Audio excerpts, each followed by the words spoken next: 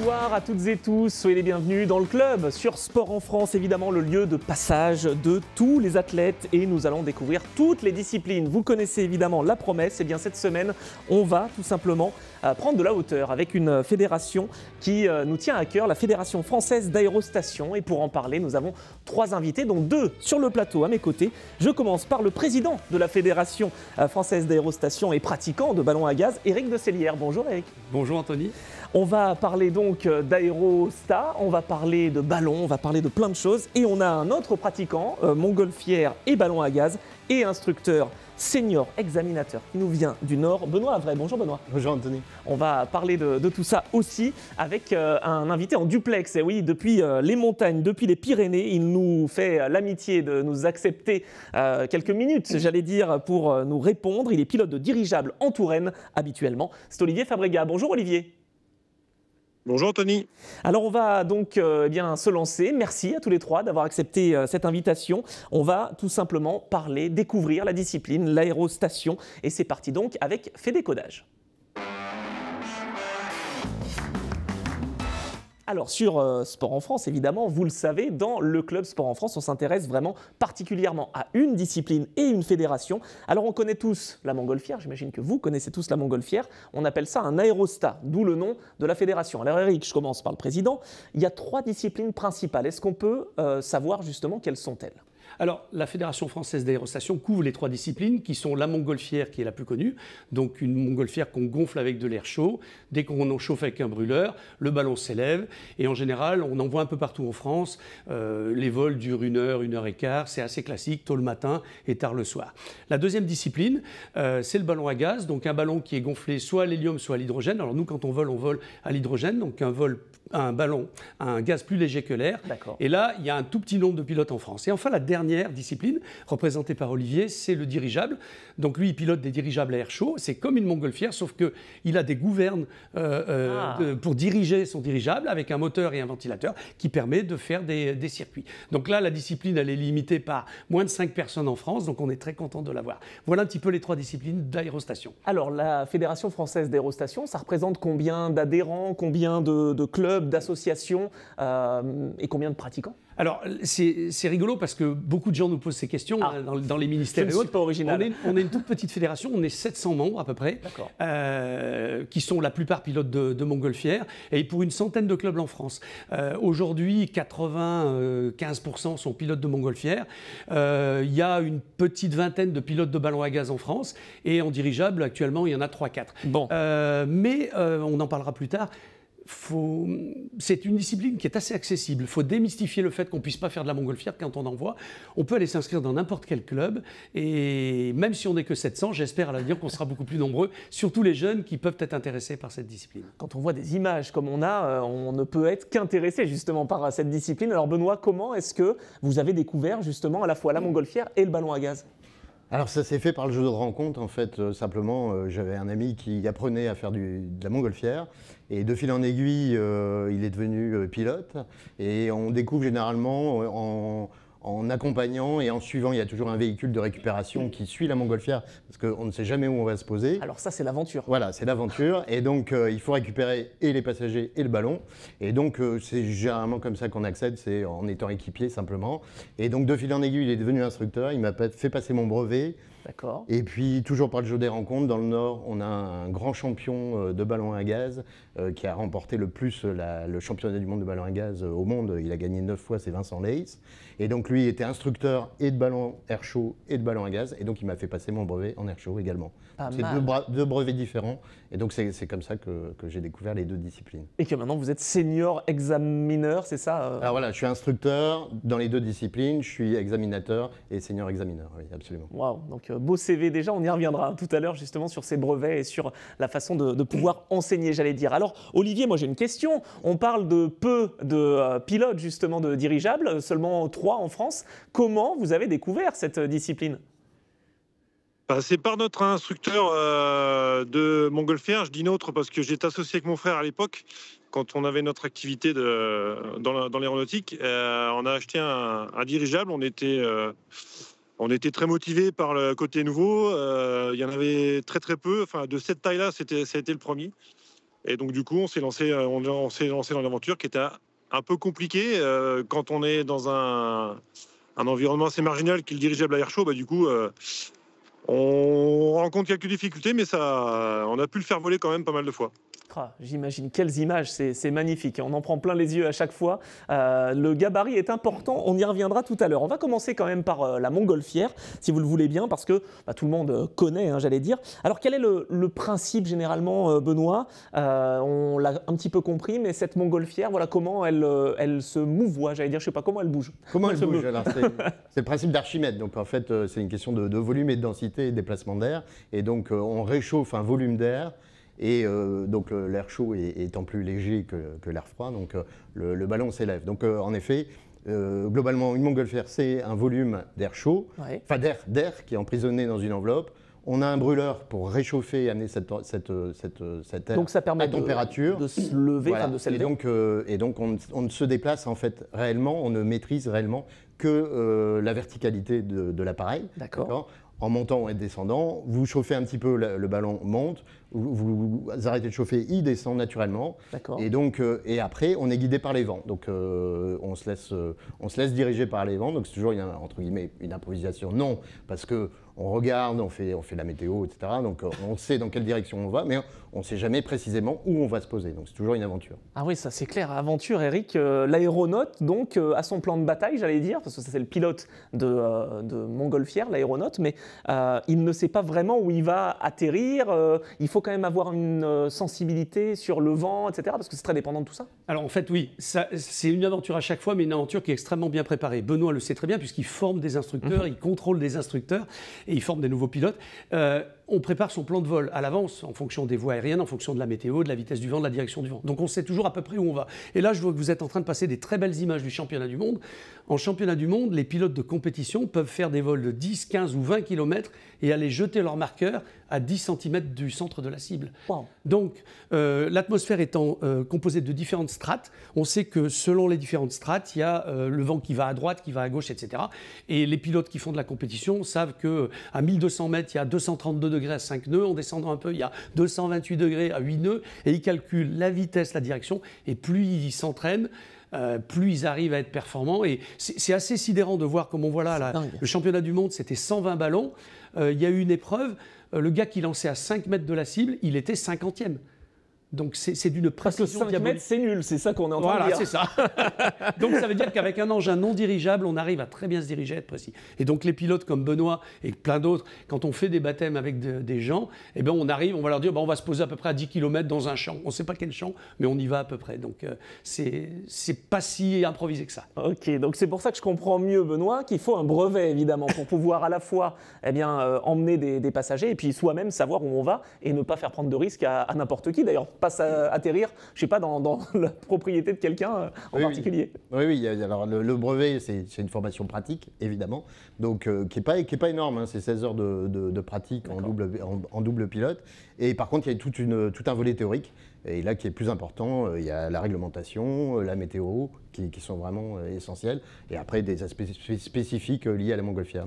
Règlement européen, français. Européen. D'accord. Européen. Aujourd'hui, oui, il y a une unité, on va dire, sur toutes les formations aéronautiques, et donc on est sous le régime européen, absolument. Bon, alors je vais parler à Olivier, qui est donc en montagne. Il a déjà pris de la hauteur, en fait. Il a pris de l'avance sur nous. Je sais que vous avez une société de baptême de l'air en Touraine. Est-ce que c'est pour piloter? Est-ce que c'est pour partir en baptême, tout simplement, et se faire emmener? Comment est-ce qu'on aborde ça, Olivier, pardon? Nous, on fait des vols sur la vallée de la Loire, en montgolfière, en dirigeable et en hélicoptère. Ça, c'est une autre histoire. On est hors sujet.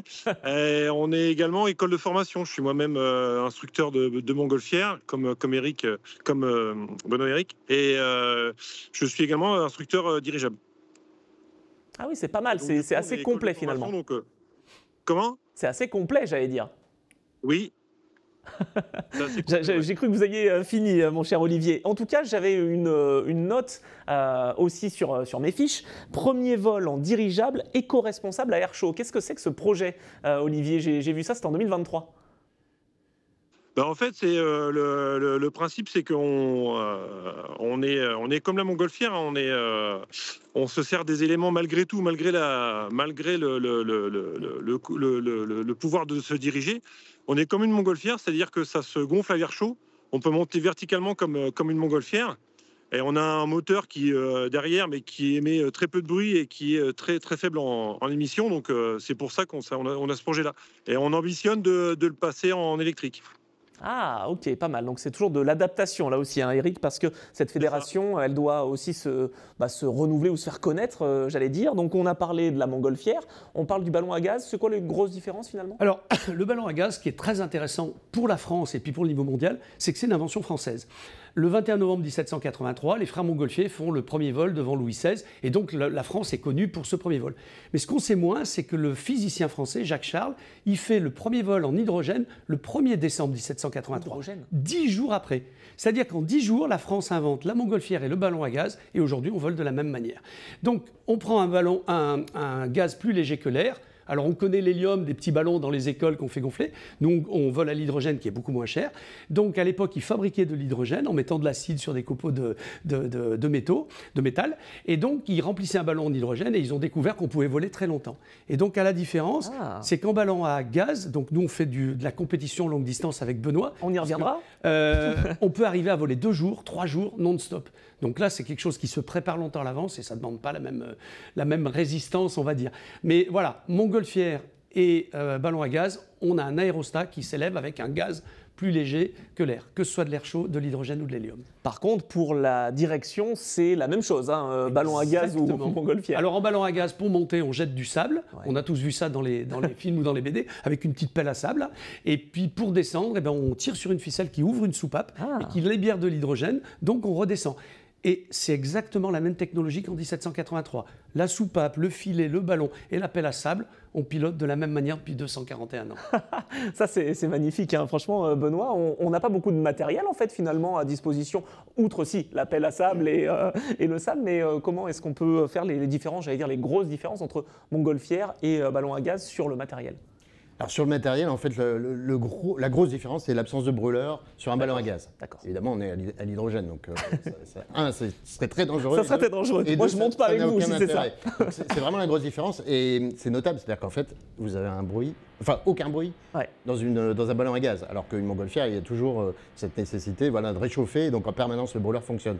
Et c'est aussi la grande différence. C'est-à-dire qu'en fait, quand vous mettez le ballon en équilibre en gaz, vous ne touchez plus à rien et le ballon, il se porte tout seul et vous pouvez profiter du balcon dont vous disposez. Alors qu'en montgolfière, si vous n'agissez pas sur le brûleur, le ballon redescend. Donc voilà les grandes différences en fait. Et alors l'avantage, c'est qu'en effet, on peut voler sur des vols de beaucoup plus longue durée et donc on peut voler de nuit. Alors en montgolfière, il y a des vols de nuit qui sont possibles. Ça veut dire on décolle la nuit. Par contre, il faut se poser le jour, donc pour voir où on se pose. Tandis qu'en ballon à gaz, voilà, on a l'avantage aussi de pouvoir profiter des paysages nocturnes, donc et de la voûte étoilée. Donc ça, c'est magnifique. Aussi, effectivement, on peut se faire plaisir. C'est absolument contemplatif. Ils le disent. C'est d'une zénitude absolue, le plus beau balcon du monde, jour et nuit, et c'est contemplatif de la nature. Et puis on est vraiment dans l'élément. Là, on pourrait fermer les yeux, on sent si ça monte, si ça descend. C'est une sensation, on est en plein milieu de la nature, donc c'est top. Mais alors finalement, je rebondis, c'est plus facile de se projeter et de faire des plans, j'allais dire, avec un ballon à gaz plutôt qu'une montgolfière, parce que les baptêmes se font souvent en montgolfière, mais c'est très dépendant des conditions aéro, etc. Donc c'est peut-être pas tout à fait la même chose en ballon à gaz? Alors en ballon à gaz, malheureusement, on ne peut plus voler en France parce que l'hydrogène le prix de l'hydrogène a été multiplié par 4 en 4-5 ans. Donc on va voler en Allemagne, comme tout un tas de pays d'Europe. Les Polonais, les Espagnols, les Français, même les Américains viennent voler en Allemagne parce que l'hydrogène est 10 fois moins cher qu'en France, parce qu'ils ont des usines qui leur fournissent. Et donc, c'est des vols qu'on prépare, il faut une grosse équipe, on manipule des tonnes de sable, etc. Et ça se prévoit plus longtemps à l'avance. Donc, c'est pas aussi facile qu'une montgolfière. Une montgolfière, vous décidez de voler ce soir ou demain matin, en 20 ou 25 minutes, vous êtes debout. S'il ne pleut pas, s'il n'y a pas de vent. S'il n'y a pas de vent, s'il ne pleut pas. D'accord. Ah, intéressant, effectivement. Et donc, la troisième famille, en tout cas de ces aérostats, c'est le dirigeable. Et donc, on a Olivier pour nous en parler. Donc, c'est un aéronef qui utilise un gaz porteur et on peut se diriger, Olivier, en tridimension. Est-ce que j'ai bon là-dessus? C'est pas simplement en hauteur, mais on peut aussi tourner. La dimension verticale est assurée par comme une montgolfière. On chauffe pour monter et on laisse refroidir pour descendre.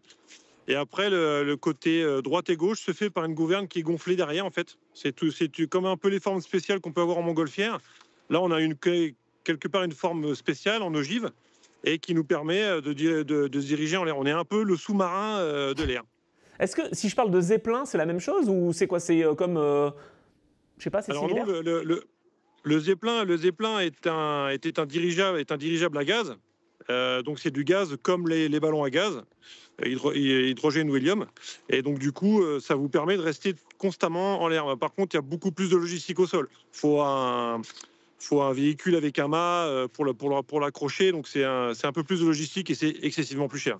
D'accord, parce que moi qui suis très passionné de sport mécanique, je connais évidemment un dirigeable très connu avec un manufacturier de pneus. La dimension, elle est énorme. J'avais noté 75 mètres de long, 19 mètres de large, 17 mètres de haut. Votre dirigeable, Olivier, il est de quelle taille? Nous, il est un peu plus modeste, enfin un petit peu plus. On est à 42 mètres de long, 18 de haut et 12 de large. Ah oui, c'est pas mal quand même. Pas facile à garer. C'est pas mal. Avec un grand champ, ça marche. C'est ça. Le secret, c'est le grand champ. Et donc, finalement, cette passion, elle est importante, Olivier, évidemment. On n'a que 3 pilotes qui existent en France, justement. Ça, c'est une crainte, oui. C'est une opportunité aussi de pouvoir former peut-être d'autres pilotes. Bah ouais, ça a été une crainte, ça ne l'est plus parce que maintenant on arrive à se renouveler ensemble.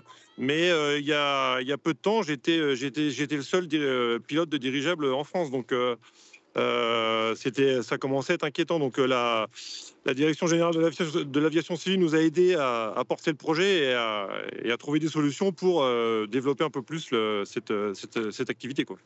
Éric, on a parlé des compétitions rapidement, justement, on va l'évoquer dans la deuxième partie, mais comment on peut s'entraîner finalement? C'est pas si simple en fait. Alors en fait, ça dépend si on parle de compétition de montgolfière ou de ballon à gaz. En compétition de montgolfière, les pilotes s'entraînent plusieurs fois dans l'année et il y a un championnat de France chaque année pendant une semaine et dans lequel il y a 12, 15, 18, 20 épreuves, il y a souvent 7, 8 ou 9 vols et ils vont s'entraîner. Et avant d'arriver, par exemple, comme l'a fait Clément Ségeau, devenir champion du monde au mois de septembre, c'est 15 ans de travail, 15 ans de compétition, etc. pour approcher les podiums, pour être sélectionné, pour aller en championnat d'Europe, en championnat du monde. Pour nous, le ballon à gaz, c'est extrêmement compliqué parce qu'on ne peut plus voler en France, donc on essaye d'aller voler tant bien qu'on puisse en Allemagne 1 ou 2 fois par an. On n'a pas vraiment eu l'occasion, mais par exemple, il y a un stage de ballon à gaz pour former de nouveaux pilotes que Benoît va assurer début mai en Allemagne. Mais ça arrive 1 fois ou 2 fois dans l'année. Par contre, le ballon à gaz se prépare beaucoup plus en compétition en amont. C'est-à-dire la logistique, la stratégie, le matériel, la checklist, etc. Il y a beaucoup de choses à se préparer, puis une grosse préparation mentale pour résister au froid, à la chaleur, au stress, à l'altitude, à l'oxygène, etc. Alors qu'en montgolfière, eux, ils vont faire une compétition sur des vols qui durent 2 à 3 heures, dans lesquels il y a 5-6 épreuves, il faut une concentration maximum. Et au bout de 3 heures, ils sont rincés, ils vont dormir la journée, ils revolent le soir. Donc, c'est 2 préparations très différentes, mais pour le même objectif, puisqu'on navigue avec l'air, avec les éléments. Ah, intéressant. Alors, on va y revenir dans quelques tout petits instants, justement, d'une belle présentation, une belle préparation, une belle performance que vous avez tous les deux effectuée. Je vais saluer quand même Clément Ségeau, donc on l'a dit, champion du monde de montgolfière en Hongrie, avec ses équipiers Victoria, Julien et Nathan. Il y avait 8 équipages français engagés et la France termine 2e au classement des nations. Donc, je pense que la France se porte bien. Oui, et 2 ans avant, en 2022, la France avait été numéro 1 mondial, championne du monde par équipe de la France. Et en 2023, championne d'Europe par équipe. Bon. Donc là, ça fait 3 années de suite où c'est en montgolfière, donc ballon air chaud, là, la France performe vraiment bien et on est très content. Et pour le ballon à gaz, il y avait la vasque olympique au mois de juillet. Le monde entier a admiré la vasque olympique. C'est vrai. Ça rappelle l'histoire de France, 1783, etc. Et tout le monde nous en a parlé. Et cette année, avec la Gordon Bennett à Lyon en France, on va sans doute en parler. On est très content et très fiers de pouvoir le faire. Eh ben, il me fait la transition, c'est parfait. Merci Éric. On en parle dans Fait débat, la Gordon Bennett. C'est une compétition exceptionnelle. Vous allez tout savoir. C'est tout de suite. Alors, cette Gordon Bennett, justement, mais vous la connaissez bien, Eric, et également, bien sûr, eh bien, vous n'êtes pas le seul, puisque Benoît a aussi œuvré. Alors, vous êtes le président depuis peu, hein, Eric, de cette fédération française d'aérostation. Vous avez succédé à Olivier Queneau, à Benoît Pellard. On est heureux de mettre en valeur cette discipline, justement, et cette discipline, qui est donc, on l'a dit, purement française, hein, avec les frères Montgolfier, eh bien, a donc des compétitions. Et cette Gordon Bennett, moi, je veux tout savoir, c'est une coupe aéronautique qui date de 1906, c'est ça? Oui, donc en 1906, comme beaucoup de choses qui se passaient en France, les premières courses automobiles, les premières courses en avion, les premières courses en ballon, le magnat de la presse James Gordon Bennett a eu l'idée de créer un prix et de créer la coupe aéronautique Gordon Bennett. Aujourd'hui, ça reste la plus vieille compétition aéronautique au monde, depuis 1906, et c'est une compétition entre nations, et chaque pays ne peut être représenté que par 3 concurrents. Et le pays qui gagne a l'honneur d'organiser 2 ans après dans son pays. Donc nous, avec Benoît, on a gagné en 2023. On était très fiers de ramener la médaille d'or. Et cette année, la course partira de France. En 2024, c'est l'Autriche qui a gagné. Donc en 2026, on partira d'Autriche. Et ainsi de suite. Ah, très bien. Intéressant, effectivement. Et donc là, on court pour le drapeau bleu, blanc, rouge. Ah bah évidemment. Là, c'est la pression. Alors Benoît, première compétition aux Tuileries devant 200 000 spectateurs. Est-ce que l'ambiance est toujours au rendez-vous dans cette Gordon Bennett? Ça faisait quoi d'y participer? C'est très émouvant. C'est vrai que c'est très particulier. On passe beaucoup de temps en amont à préparer tout le long de l'année le matériel et puis effectivement le PC course. Voilà, donc c'est beaucoup de préparation, de la préparation mentale, etc. Et après, on a une phase où on prépare le matériel sur place et on gonfle le ballon, donc c'est aussi beaucoup d'intensité. Et au moment de décoller, on décolle d'un podium au son de l'hymne national. Pas toujours devant beaucoup de public parce qu'on décolle souvent de nuit et parfois assez tard. Là, aux États-Unis, il y avait énormément de public. On a décollé relativement tôt dans la soirée et c'est le temple du ballon. On a décollé d'Albuquerque. Donc c'est très émouvant. Et après, on est seul, le silence, à deux, et la course commence. Et donc, il y a vraiment, c'est des ruptures comme ça à chaque fois temporelles. Et puis, voilà, donc c'est très intense. Donc la préparation en amont, bien sûr, et après, il faut se supporter, j'allais dire, Eric et Benoît, pendant quoi, 3-4 jours? Alors oui, c'est très exigu. Hein. La nacelle fait 1m10 par 1m20, donc on est à 2 H24. Donc là, quand on a gagné aux États-Unis, on a volé 86 heures. Wow. Donc jour et nuit, on est assis à 2 sur une petite banquette. Et quand il y en a un qui veut se reposer, il s'allonge, les pieds se prolongent vers l'extérieur, et l'autre est assis sur un petit tabouret. Donc c'est très exigu et c'est très particulier. Autant dire qu'on ne se repose pas, Eric. Et là, le record de distance, 2661 km, c'est quasiment le record. Hein. C'est le deuxième la meilleure distance. Il y a des Belges qui vous ont battu sur la distance en 2005 à 3400 km, mais c'est quand même dingue. Alors, ce qui est fou, c'est que nous, on est dans notre course. C'est-à-dire, comme le disait Benoît, on décolle. Aux États-Unis, on a décollé devant 100 000 personnes. On ne se rend pas compte. On le voit après dans les vidéos. Nous, on est super concentrés, on voit plein de gens qui nous saluent, qui nous claquent la bise, etc. On ne sait même pas qui l'a fait. On le voit après sur les vidéos parce qu'on est dans la course. On décolle à la Marseillaise, pendant 3 minutes, c'est une intensité. Et tout de suite après, on se concentre sur la course. Wow. On est sur l'iPad, on regarde notre trajectoire, on est en lien satellite avec le PC course. On est déjà dans la course. Et quand on a atterri, on a traversé tous les États-Unis d'ouest en est, on s'est posé à Jacksonville, au bord de l'Atlantique, pour gagner la médaille d'or. On se pose, on avait passé 86 heures sur la taille de cette chaise. On a 40 cm chacun, 40 cm par 40 cm. Et on se dit, waouh, c'est passé vite 86 heures. Parce qu'il faut gérer le sommeil, l'altitude, l'oxygène, manger, dormir, aller aux toilettes, faire la radio. Il y a tout un tas de choses. Et en fait, ça passe très très vite et on est extrêmement concentré.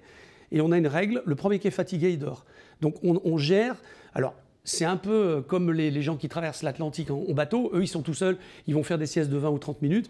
Moi, je sais que j'ai des siestes qui durent 30 à 45 minutes. Benoît un peu plus longtemps et on s'alterne pour dormir 8 à 10 heures. Donc, sur 3 jours de course. On ne peut pas profiter de ces magnifiques paysages du Mississippi. Si, quand même. Si, parce qu'en fait, dans une journée, moi, je vais faire 2-3 siestes et Benoît 2-3 siestes. Donc, on veille 20 heures sur 24 quasiment. Donc, on est tout le temps en train de bosser, quoi. Wow. Et ce qui est fou, c'est qu'aux États-Unis, quand on a gagné, la dernière nuit, on n'a pas dormi une minute.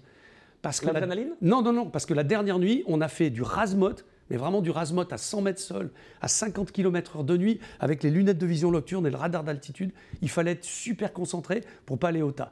Donc là, la dernière nuit, on a dormi 0 minute pour aller chercher la médaille d'or. Wow, Donc, mais on n'a pas sommeil, hein, je peux vous dire qu'on est. Ça, j'imagine. On a envie de gagner. Hein. Ah, ça, j'imagine. Mais alors, justement, on le sait en temps réel, Benoît, comment on est placé par rapport aux adversaires? Alors oui, aujourd'hui, on est suivi par des applications. Donc en effet, on a un logger donc, qui permet de suivre la course en direct. D'accord. Donc oui, on sait. Alors nous, on est concentré sur notre course, donc on ne s'occupe pas trop des concurrents. Voilà, on est sur notre objectif, en liaison avec notre PC course, qui nous donne le cap optimal pour pouvoir aller le plus loin possible sur la carte.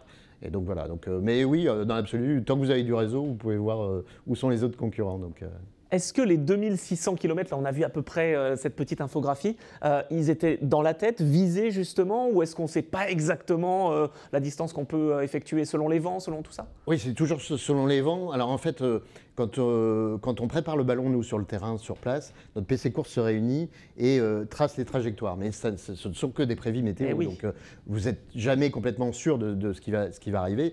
Et parfois, voilà, ça peut... Donc en fait, le PC course adapte tout le long de notre vol pour ajuster au mieux en fonction de la réalité de la météo. Parce qu'on n'est que sur des modèles prévisionnistes et qui sont plus ou moins fiables.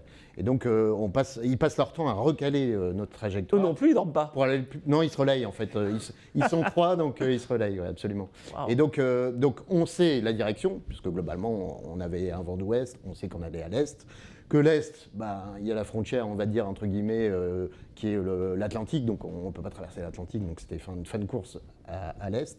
Mais par contre... Il n'y a pas moyen de remonter, c'est impossible ça, d'aller au Canada si les vents météo ne vous mènent pas là, non. Le record dont vous parliez, de la distance absolue, en effet, on était sur un vent qui amenait beaucoup plus au nord, et donc ça permettait de tracer une trajectoire vers le Canada, ce qui était la plus grande distance possible sur l'aire de C'était en 2005. L'aire de compétition. Nous, malheureusement, on n'avait que de l'Est, enfin qu'une direction vers l'Est, et donc la limite, c'était l'Atlantique. Donc on a essayé, et toute la course qu'on a faite, et la dernière nuit, en volant à très basse altitude, ça a été de gagner quelques degrés pour remonter un peu plus au nord, pour tirer une trajectoire beaucoup plus, enfin sensiblement plus éloignée que si on avait été à l'est. Waouh, c'est passionnant. Olivier, je sais que c'est plutôt le dirigeable qui vous intéresse, mais est-ce que vous avez suivi cette performance quand même d'Eric et de Benoît?